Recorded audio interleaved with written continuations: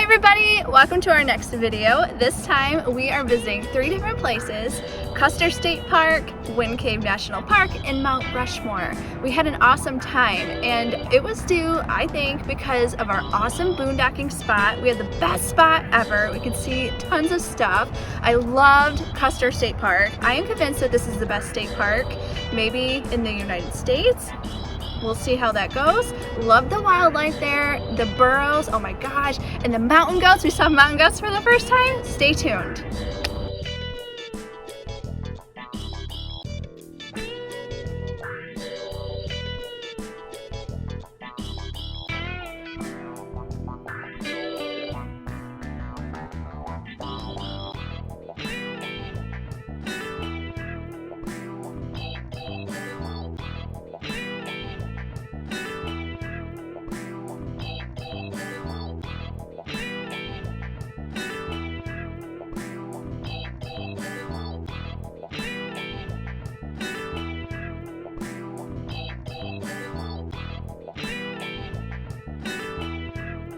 So as Nicole said, we had an awesome spot to boondock, but it didn't start out that way. We left the wall and we went to a campground. We had booked a night because we were unsure of where we were going to boondock, but we knew we wanted to boondock. We stayed in this awful campground. We found very quickly that we don't care too much for campgrounds. We're not campground people. But we needed to go to the campground. I was getting a part delivered for our fridge to hopefully fix it. It was just the post office just down the road from the campground. So got my part and we went scouting for a place to go. So we found a spot.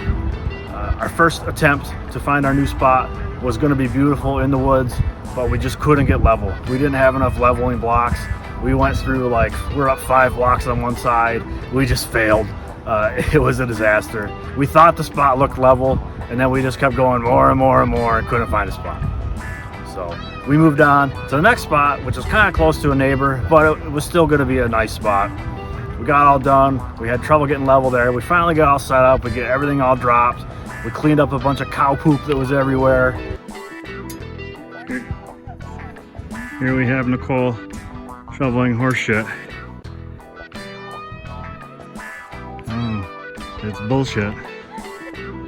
It is bullshit. Here's our campsite. Middle of nowhere. We're shoveling up cow poop. Here we are. In case anybody wants a close-up of the poop. We get all done with that. We go back, headed towards Custer State Park and into Custer, and we see this beautiful spot up on top of a hill that somehow we missed. So we quick turned around, ran back to the camper as fast as we could, got everything all set up, hooked onto with the truck, and pulled up to that spot and set up as fast as we could before anybody got it, because the boondocking spots are first come, first serve. And that's how we got to that spot.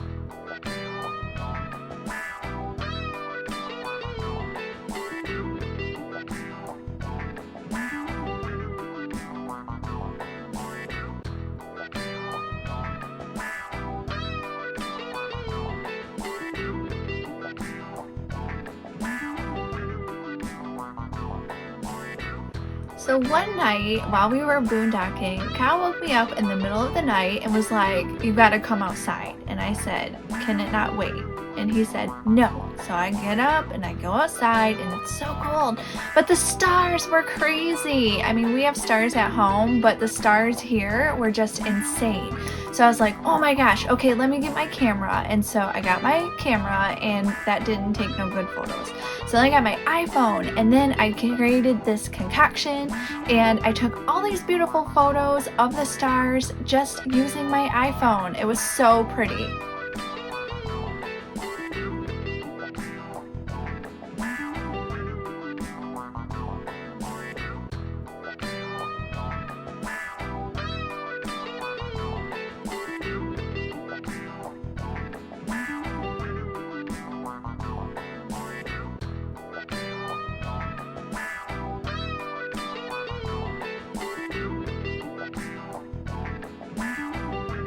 like I said earlier, I think that Custer State Park is the #1 best park in the United States. This is how I feel as of today. And for me, I would kind of like divide the park up into 3 main sections. You have the main road that kind of goes through where anybody can drive on. You don't actually need to pay the entrance fee to drive on it. If you stop and do park stop, then you have to pay the fee. But that's kind of like the one section for me. Then you have the Needles section. The Needles section is like super narrow, twisty, curvy, windy, like U-turns, super tight. There's a tunnel on there that's supposed to be very narrow. It's like 8 foot 4 inches wide by like 11 foot 3 inches tall. We were a little nervous going in there, but it's actually fine. I mean, they take like big old tour bus through these tunnels. And the Needles section is super cool because you have these giant rock spires that just like protrude from the ground. It's so cool there. Loved it. And that's actually where we saw the mountain goats. And then the third section is another awesome section where it's the wildlife loop. And on this section, you see all sorts of animals. You see tons of buffalo. Oh my gosh, I've never seen more buffalo, bison actually, there in my whole life. And then you have the burros. Burros are like the donkeys. And I wanted to feed the donkeys, but we only had Cheetos and Kyle told me no. People actually do feed them. The park just kind of turns a blind eye to that because it's been happening for generations and they just kind of accept it and move on.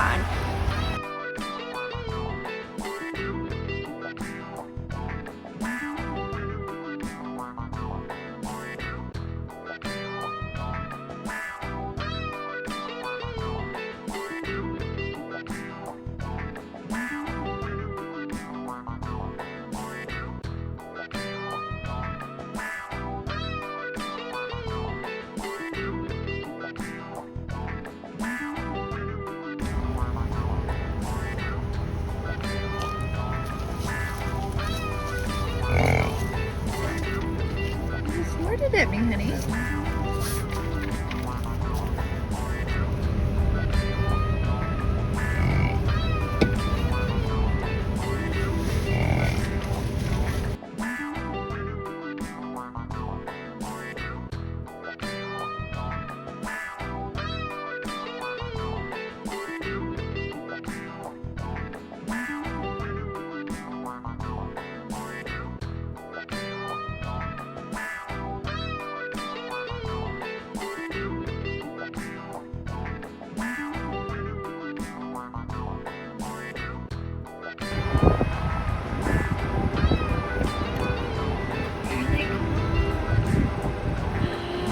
Look, Kyle!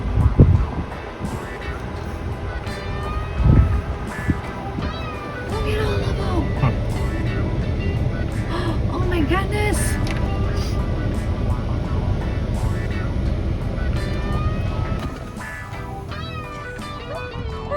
Touch it! Touch it!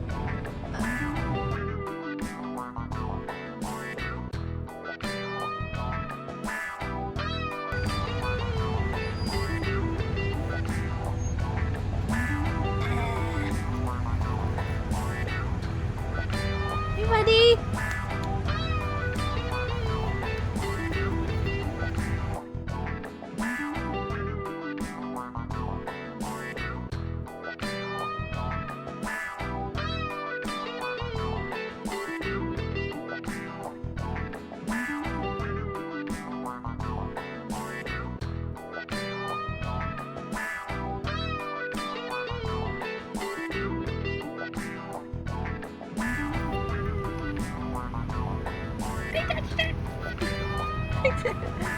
Oh, there's the baby.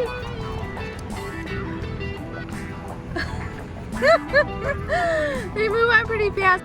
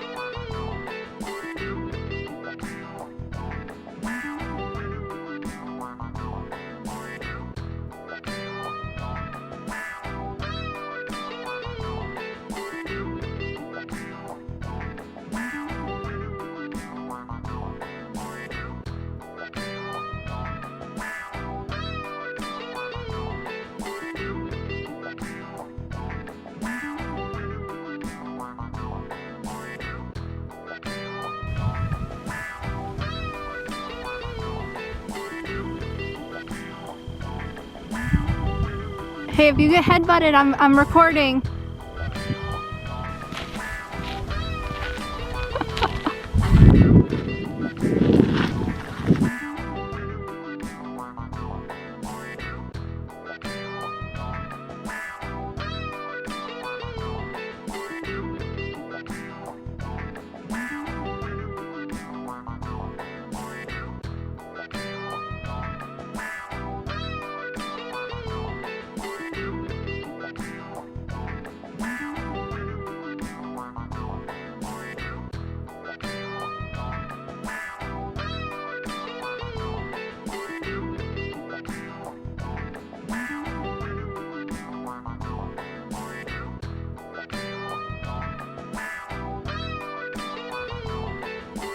There are a couple of ways to experience Wind Cave National Park. The first is on the surface, where there are a handful of hikes, and the second is to book a guided tour in the cave. And we did both. The tickets are first come, first serve, so we stopped at the visitor center, got our tickets, and then we went out and did a hike while we waited for our tour. The hikes there are pretty uneventful, but hardly anybody hikes there. We saw more wildlife on the trail than we did people. There was actually one buffalo that was out in the distance while we were hiking on the trail, and we kept an eye on him because at first he was laying down, but then he got up and started to move towards the trail, and that's when we thought it would be a good time to get to the car.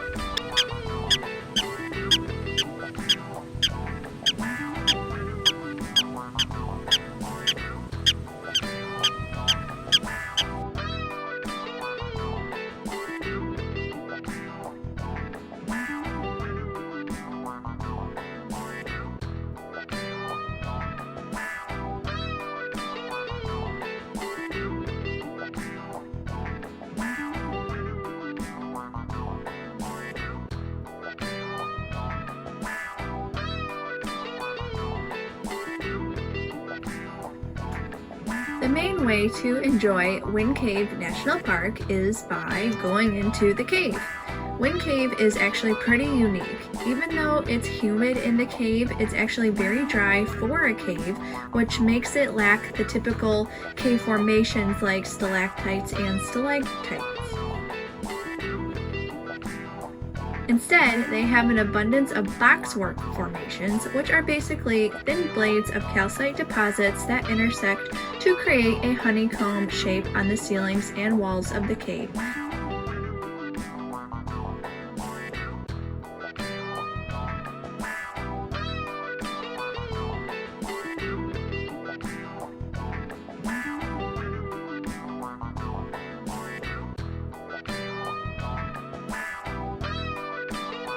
The reason why it's called Wind Cave is because it's known as a living, breathing cave with an air pressure system.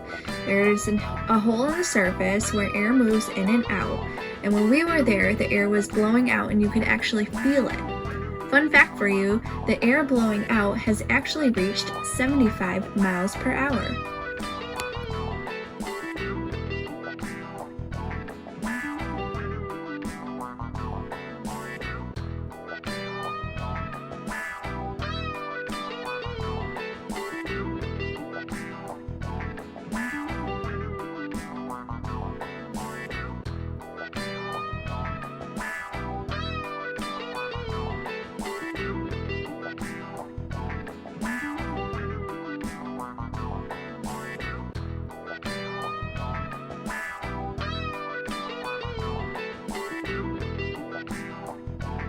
After leaving Mount Rushmore, we definitely have a very high opinion of the place. it always makes the list of disappointing tourist attractions that aren't as exciting as people think, like Stonehenge or maybe the Grand Canyon. But we thought Mount Rushmore was pretty cool. Walking in and seeing it, especially all lit up at night, if you can't feel some bit of excitement and patriotism, I think there might be something wrong with you. It was a pretty cool place.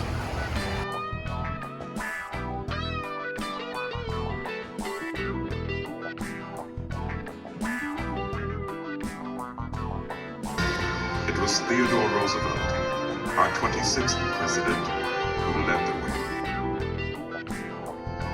Is America a weakling to shrink from the work of the great world powers?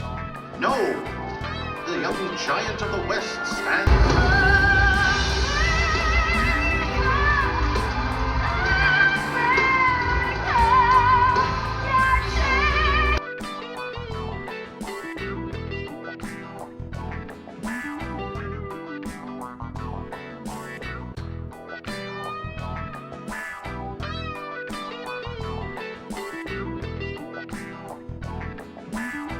Just like we saw the painted buffalo in Fargo, we also saw them here in the town of Custer. And of course, we made sure to walk around and look at every single one of them.